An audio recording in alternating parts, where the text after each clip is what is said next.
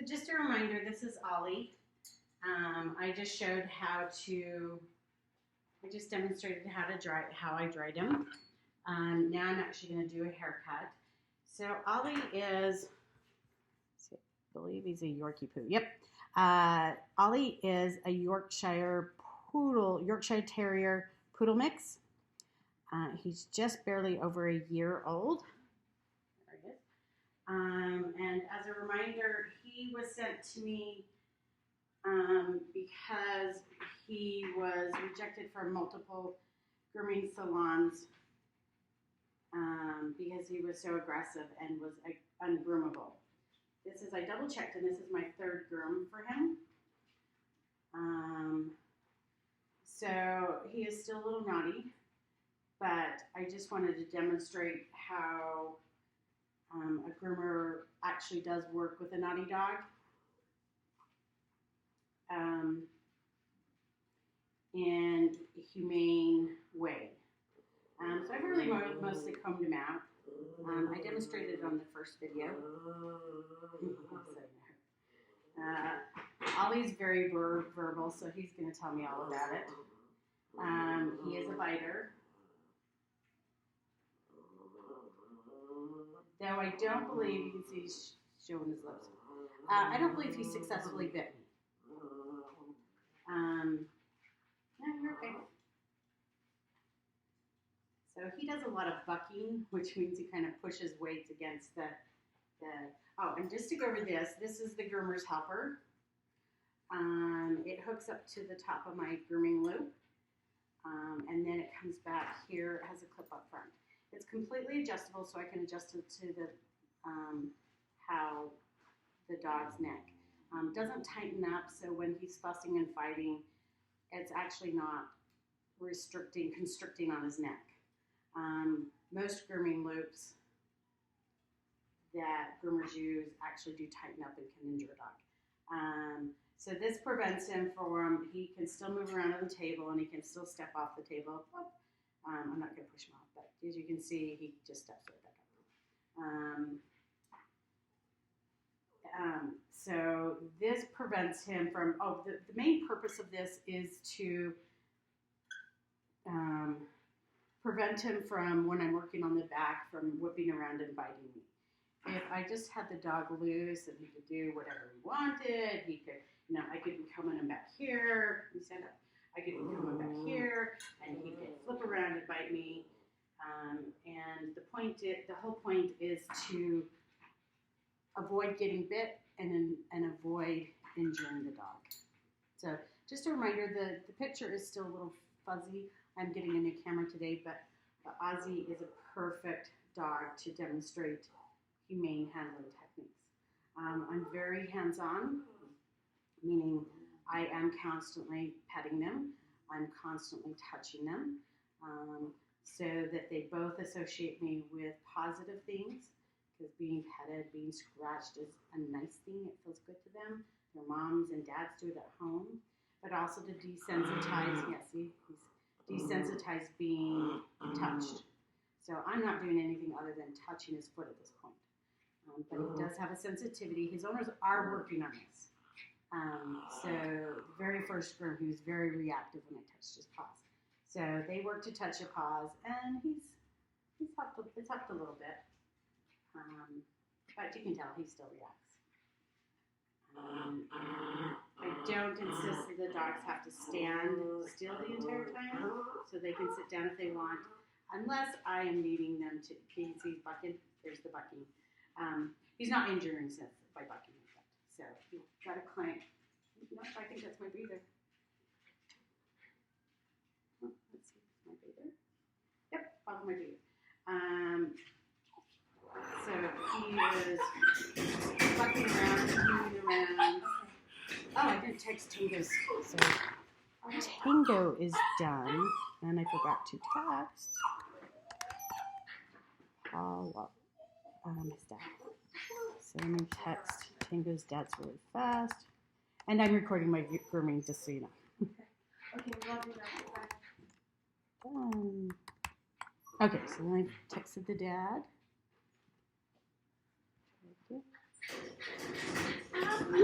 I have so many things to tell you when you're. Okay. Caesar, I'm Yeah. just gonna record him because Ollie's naughty. So Ollie was kicked out of a couple grooming salons. I've been working with him. This is his third groom. He's getting much better, but you can see he's still not really. This is real groomer showing you real life grooming a real life naughty dog and what we have to do. Real life best groomer ever. Thanks. I pay her to say that. Literally. But, okay. So first thing I'm going to start with is my detail work, as always. I use my little clippers. Though I'm going to actually demonstrate that you can use regular clippers. So this is, I explained yesterday that this is my regular clipper. I have a clipper back, so it's attached to a vacuum hose. It's bigger, it's noisier, not as maneuverable, but I'm going to remember to use my glasses for this. So,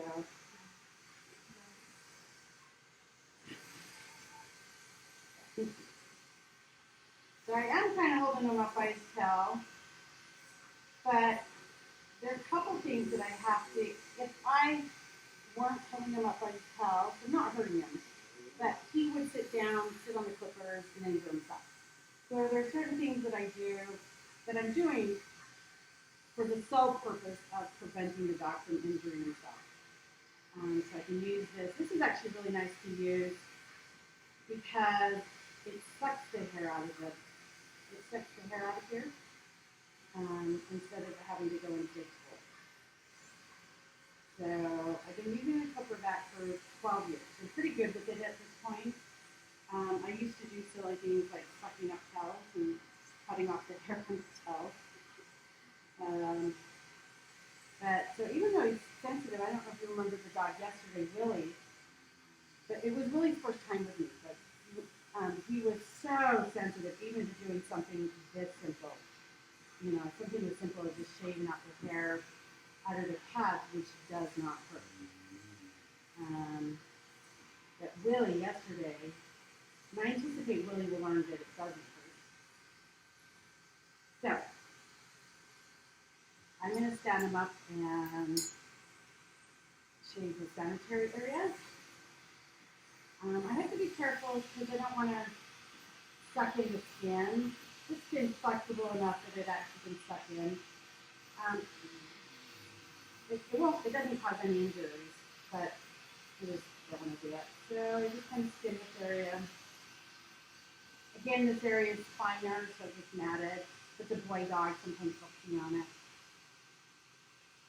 Now the one place I don't like using it is on the face because the face I'm more concerned about looking cute, so I don't want to accidentally suck up their hair. I do shave right in front of the ears for no other reason, just to open up that canal, the ear canal, so there's not hair covering up. You can see that, but I just do right in front of it. Yeah, you're good. Then I'm going to shave a diamond out between his eyes to get that eye boogie parts, and the hair grows out and kind of obscures the eye. I don't shave the entire nose except for Shih Tzus. I don't remember how he is about this. You see? Sometimes I'll let him sniff the clippers, get their curiosity over so that they're not trying to sniff it while I'm actually trying to shave it up. There you go. And he's a little... So I'm angling the clipper, and I don't have, sometimes, especially the first time, I have to hold it up here, and I think I did this with the first time, where I run it over his face, so he realizes that it does vibrate. It's a little bit, it makes a noise, but so that they realize that that's not hurting. And then after a little while, you can go in and shave up those things. So that's my detail work. I'm now going to do the nails. His nails are actually pretty long, I noticed, and I don't remember how he is for the nails. As I've said in previous, I use a Dremel, and that's so long, I'm going to use a nail clipper. So I use little nail clippers. I don't care what brand they are because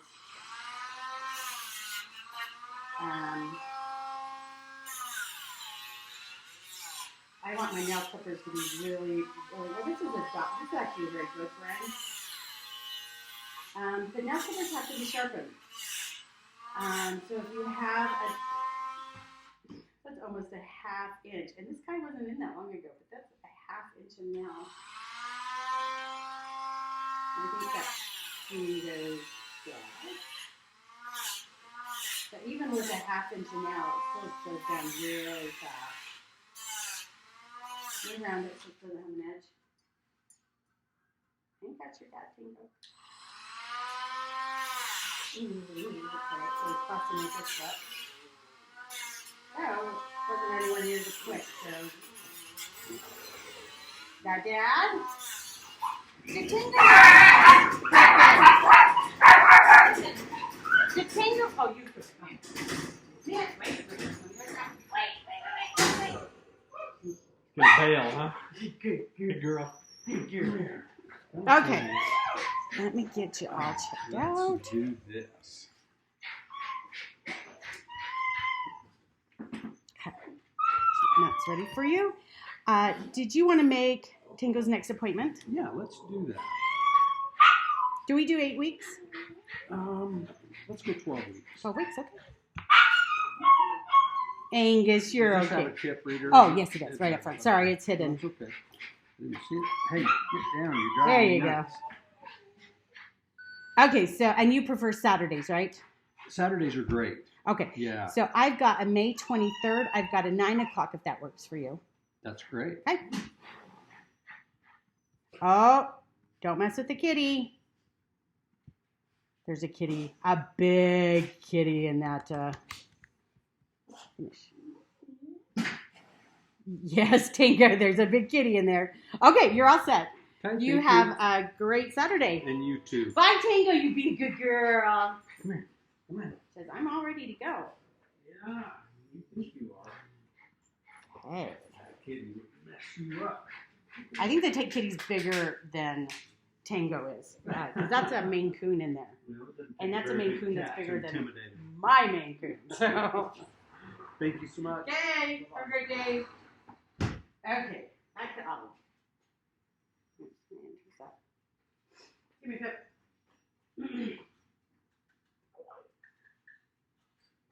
So he was fussing a little bit for this foot. We'll see if he continues to.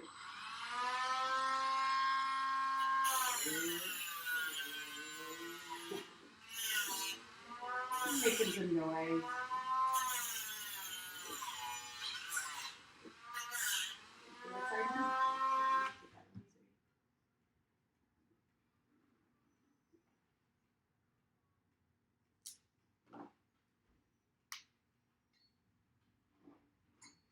And Jeff can get the back.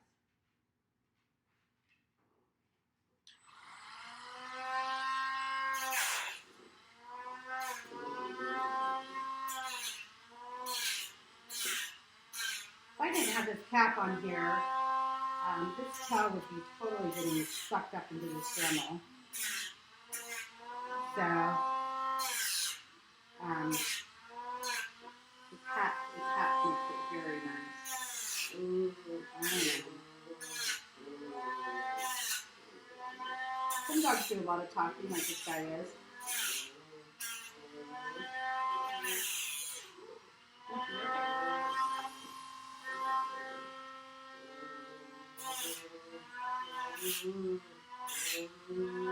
Gosh, now.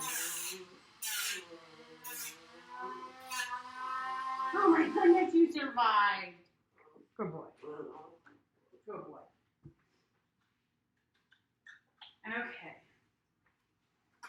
So I'm going to do probably one of my most common haircuts on him.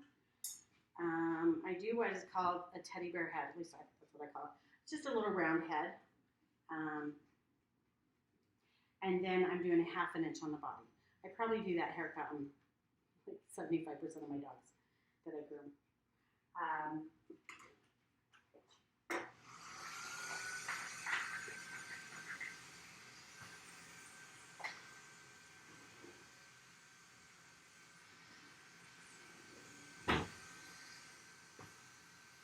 Hey, ready? clip-on comb. I like my heads a little bit longer than the body because I think it looks more balanced. I do this just to set the length.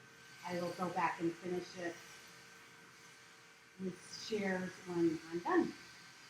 There's a little, you can probably kind of move his head a little bit.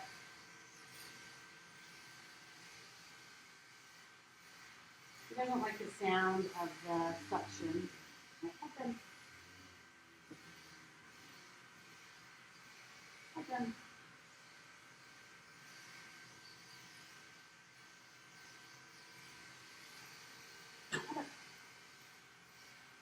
Be really careful because the way he's jerking his head, he could jerk into the clippers and injure himself. When I worked at the grooming salon, I actually had a dog that did that. She was very difficult to groom and just did a lot of thrashing. And one day she turned herself into my clipper blade and cut her lower eyebrow. So she actually had to be sedated to have stitches put in. I literally sat in the, because when I worked at the vet clinic, I literally sat in the room while the vet was stitching her up and sobbed and thought I was the worst groomer in the world. But accidents like that happen. And you do what you can. So this is my 3/4 inch blade. You might switch. And I always go in reverse to remove the bulk of the hair.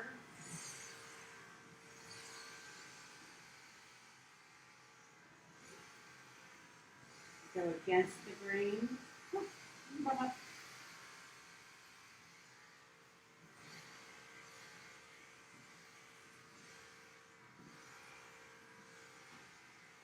like to support the backs of their legs or the backs of the body. I think it makes them feel a better sense of feeling of security. I'm not just pushing against them, but I'm actually pushing.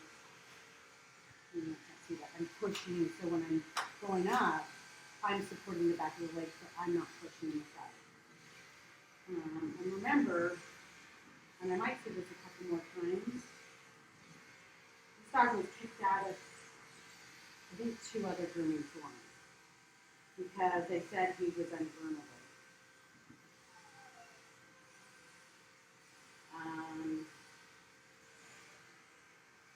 To see him now, you would you'd laugh. But this is a dog that was difficult, and they do that a lot. I'm just trying to get the inside of his leg. But this is a difficult dog that's been treated humanely and is still in the process of being trained in how to behave for grooming. It's all about the trust he feels towards me. The first groom was almost everything I did to him was, okay, see, I'm not trying to hurt you. See, that doesn't hurt. If you hold still, nothing has to hurt him. But he wasn't convinced of that. And his reactions were making it painful on him. But some groomers don't react patiently. I am not going to get, in a power struggle with this dog. I'm not going to, grab him by his neck and force him to hold still. I'm not going to make his client, the owner, stand here and force him to restrain him. I have the proper tools in order to help me train him to not bite, to train him to trust me. I want him to look handsome when he's done, but I don't want to hurt him. I want him to be a dog that, 6 weeks from now is excited to see me again. And I got my finger in front of me, so I can straighten it. And do the inside. finishing length. This is 2 lengths longer than my finishing length, so that I can get the bulk of the hair off. Stand up. I tried to give him audio clues that I'm going to do something different with him. I'll ask him, can I relay? Not because I'm asking his permission, but so that he can associate, can I have your leg, with me reaching for his leg. Okay.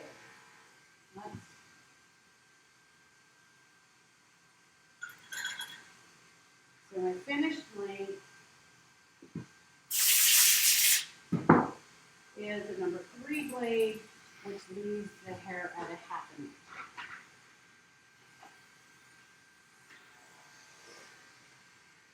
Okay, get your head up. Head up. I don't have a death grip on his head. I'm literally lightly holding it so that I can hold the ears aside and just kind of guide his head in the direction I want it to be. But also because I can feel him reacting and moving, it gives me a heads up if he's going to try to move his head so I can get my clippers over there. There you go.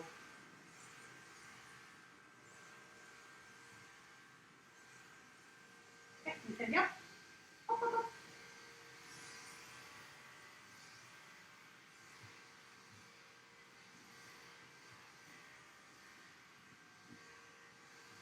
Okay, do it. All right.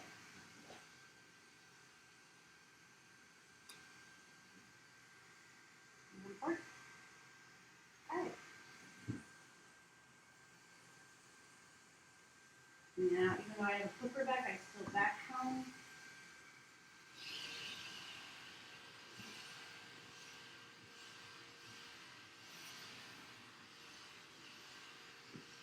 I'm going as much with the grain as I possibly can. If I don't go with the grain, I'm going to leave clipper lines. And I do not like clipper lines. Starting out as a groomer, I always assumed that clipper lines on a dog was indication of an unskilled groomer.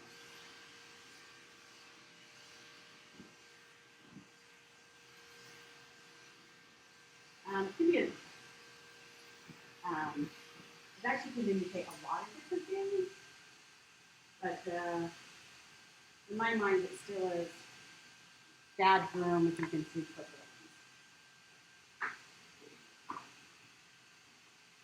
lines. At this point, I shouldn't be encountering any tangles at all. I combed them out thoroughly when I was during the drying process, and then I combed them again.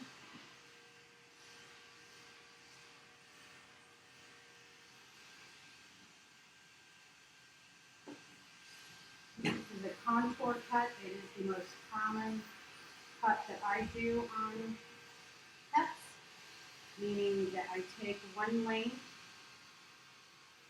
and I run it all over his body.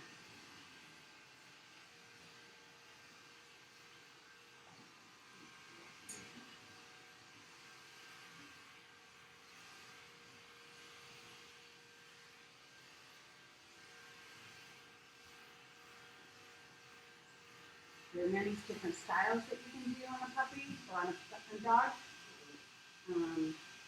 It just is what you like and what works best for your lifestyle. Taking his down his tail a little bit further than I normally would go. This is the area that was really matted. And it was already uneven, so I'm going to even it up so that it can grow out even. He's actually the one straightening his leg at this point. It's fine, so they can cover his legs easier. I know. And he's still talking to me. I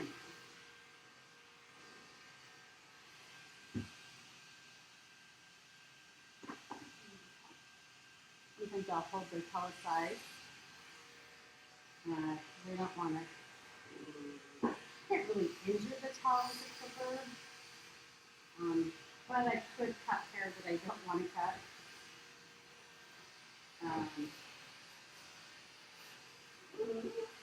Fine.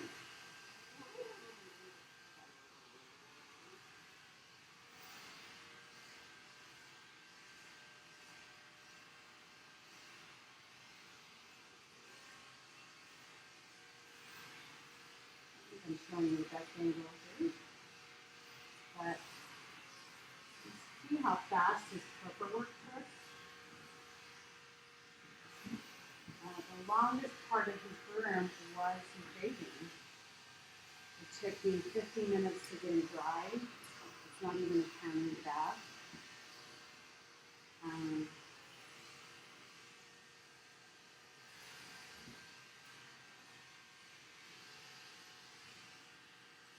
For a dog this size, for me, the average time it takes to complete a groom is 45 minutes. 30 minutes to do all the clippering work, and then it typically takes me about 15 minutes to do all the finishing work and neaten him up. And he's actually, I am not lifting him this way, he's actually doing it. I am trying to lift his leg, and he's twisting his body like this.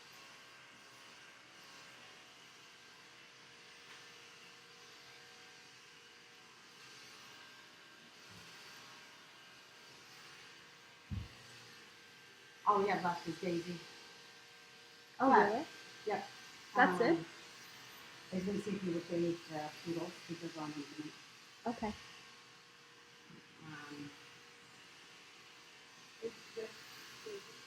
Oh, Molly, yes, Molly's next. Sorry, Molly's next. Daisy's not here yet. She's the 1 o'clock. So Molly is the noon, but they have to be done early. So she brought her early. Molly has to be done early? Yeah. And then I've got the 2 kitties. So I've got Tiberius, let's Tiberius. And then I got Bill. But Tiberius is late, so we're switching spots with Molly.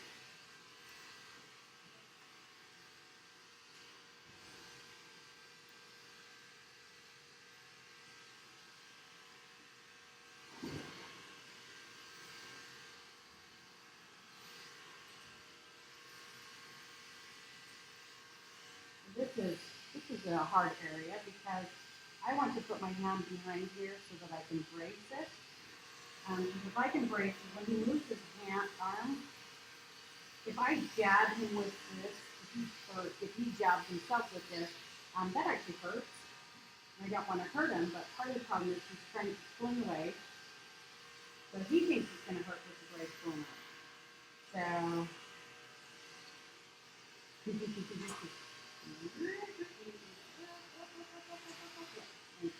Good. But it ended up not, I ended up doing a situation, was not the perfect situation. So I'm going to have to go down his leg without bracing it, or actually have to restrain him restrain by me holding on his paw.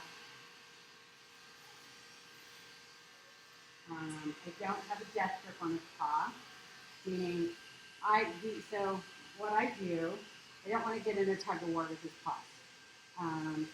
What I do want to teach him is that by pulling away, it doesn't free him from the uncomfortable sensation of me holding his paw. So I hold on, and then we just move around with it. And I'm actually doing moving here, but we move around, I just move around with him. There. And after all that fussing, he's going to let me do it. And this is why having the same groomer is important, because I don't know how long it took him to settle down when we put this down his leg. But I can guarantee you it took him less time this time than it did the other time. His next groom is going to take even less time. There you are. So that's all I'm going to do with the clipper. I'm going to move on to, and his mom is texting asking how he's doing, and I'm not going to respond because I don't want to encourage clients to interrupt me during grooming, because if I get interrupted during grooming like I'm doing right now, it slows me down.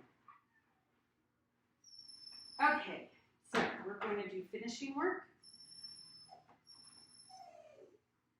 I like to do head first, just in case the owner decides to take it on themselves to come early. So, okay.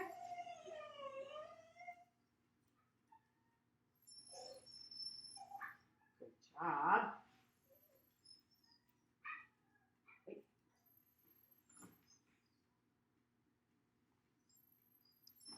I tell clients it takes anywhere from 3 to 5 hours to complete the grooming process.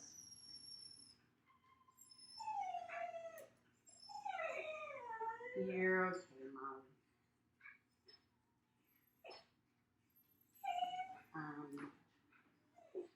But that is not how long it actually takes me to groom a dog.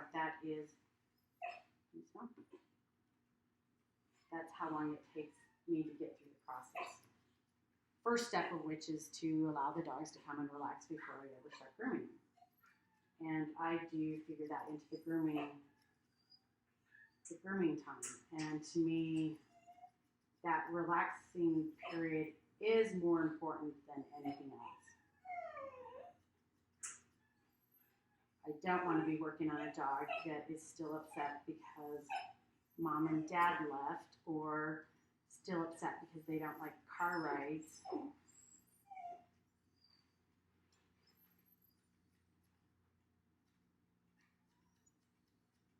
There's the noise.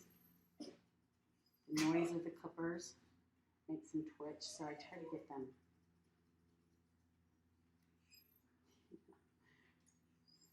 desensitized to that noise.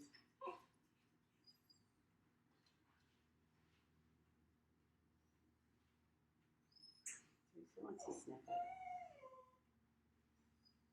My scissors are closed. He's safe to sniff it. I would never let him sniff open scissors because they are so sharp. And the dog could seriously slice his tongue open. A lot of dogs are curious and they're very scent focused. And so they want to smell everything that I'm doing. So every tool I'll present first for the dog to sniff before, and then once they've satisfied their curiosity, they're happy to just let me work. Some dogs have to watch what I'm doing the entire time. So I'm working on their bum, they'll turn around and they're watching the entire time to see what I'm doing.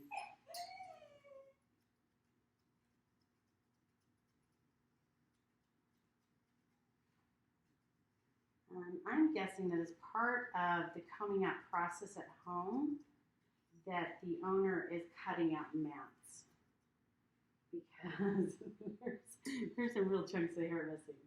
I mean, huge chunks of hair.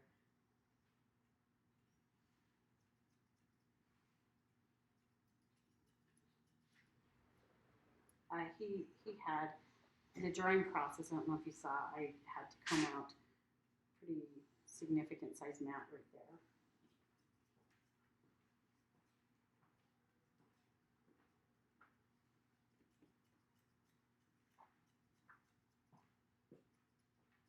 Okay, let's see.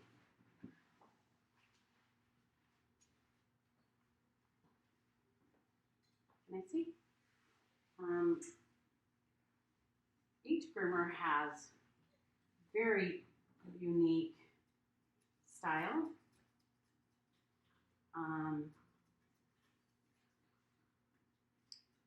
I actually am not. I was in a drive-through a couple years ago, and I saw this cute little dog. I didn't recognize the dog. But the more I looked at it, the more I'm like, wait a minute, that's my groom. So I actually recognized my groom on the dog, and it ended up turning out to be one of the dogs I groom.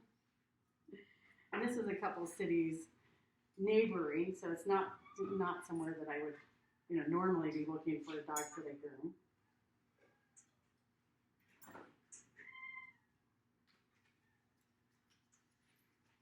Baxter also, did you see Baxter in there? Baxter, he's in there, so he has to be big too. He didn't settle down.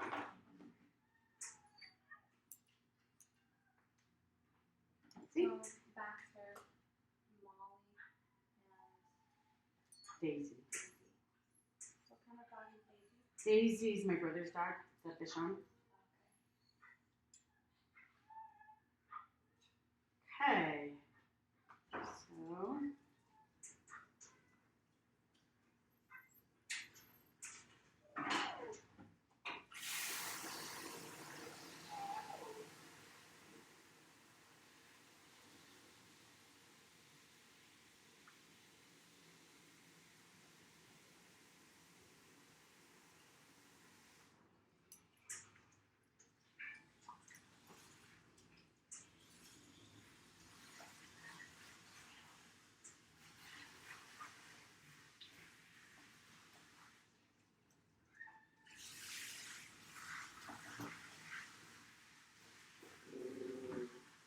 Yeah, you touching your foot.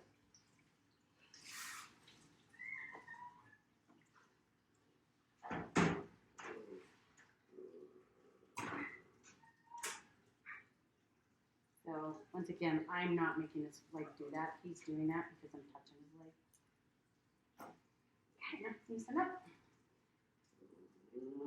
No. Oh, I'm lifting his tail. All I'm trying to do is trim that hair around there. So.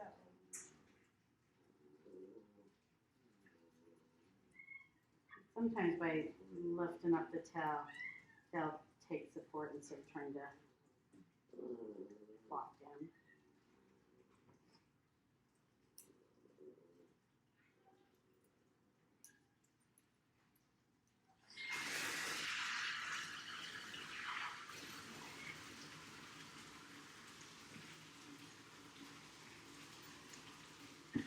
You're right.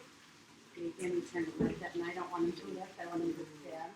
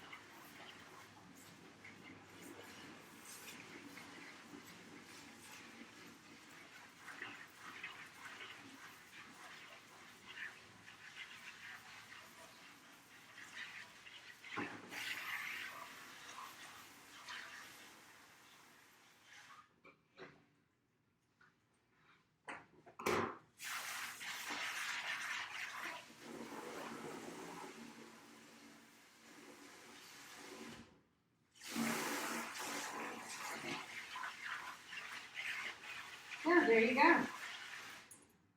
That's Ollie. And 4 grooms ago, he was considered an ungroomable dog.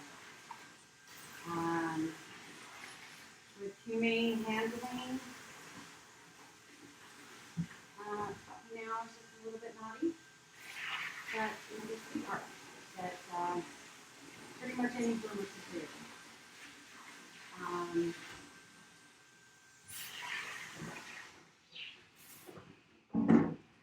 So I never advocate grabbing the dog by a neck.